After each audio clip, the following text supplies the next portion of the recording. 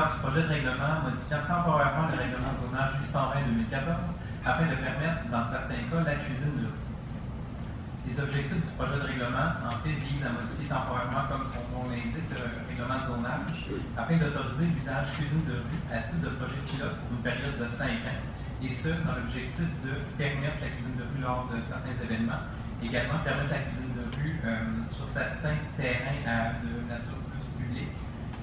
Également, le projet de règlement a pour objectif de préciser les conditions applicables à l'exercice de cet usage temporaire et complémentaire qu'est l'usage cuisine de rue.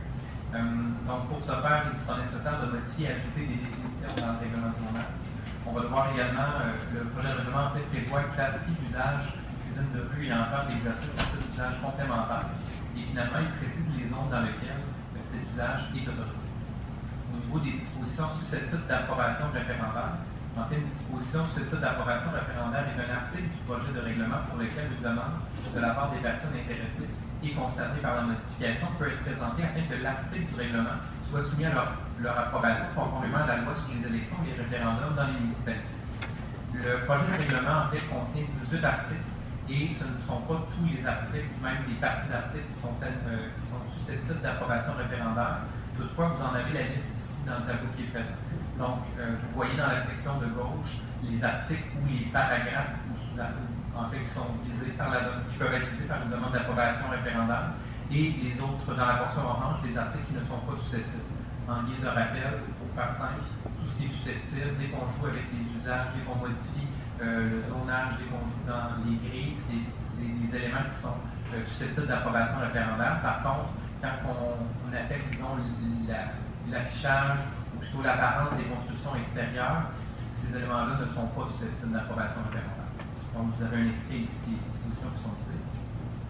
Au niveau du résumé du projet de règlement, en fait, on ajoute des définitions telles que mentionnées. Donc, on vient ajouter la définition de cuisine de rue, qui se définit comme étant un espace commercial administré par un établissement accessible au public et où se tient une vente périodique de restauration, exclut de manière non limitative les terrasses saisonnières et les marchés publics. Également, on vient définir les unités de restauration temporaire et les unités mobiles de restauration.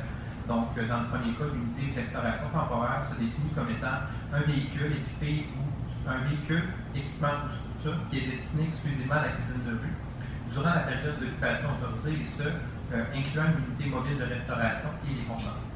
Ensuite, une unité mobile de restauration, donc, est un véhicule en état de circuler sur la voie publique destiné exclusivement à la cuisine de rue, notamment un camion, un restaurant, une remorque sur roue, de cuisine de rue, ou alors un vélo de cuisine de rue, excluant notamment les contenants. Donc, principalement, on vient faire la distinction entre est-ce que ça comprend ou non un contenant.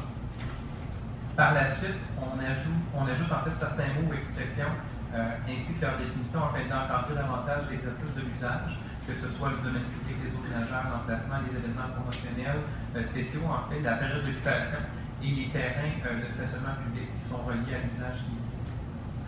On modifie également les définitions ou les mots, expressions suivantes afin de préciser que l'unité de restauration temporaire ne sont pas des constructions au sens du règlement de zonage, c'est-à-dire auvent, construction, déplacement, extension d'un usage, la définition de non desservi, également la définition de seuil. Donc, on vient beaucoup modifier les différentes définitions du règlement de zonage pour être conséquent avec le projet de règlement. Par la suite, on vient clarifier l'usage cuisine de rue. Donc, ça exclut la classe d'usage commerce local, donc tout ce qui est commerce de proximité, et commerce de restauration. On vient plutôt classifier cet usage, qui est vraiment un usage distinct en soi des classes qu'on a déjà dans notre règlement, dans la classe C10, qui est tous les commerces spéciaux. Donc, commerce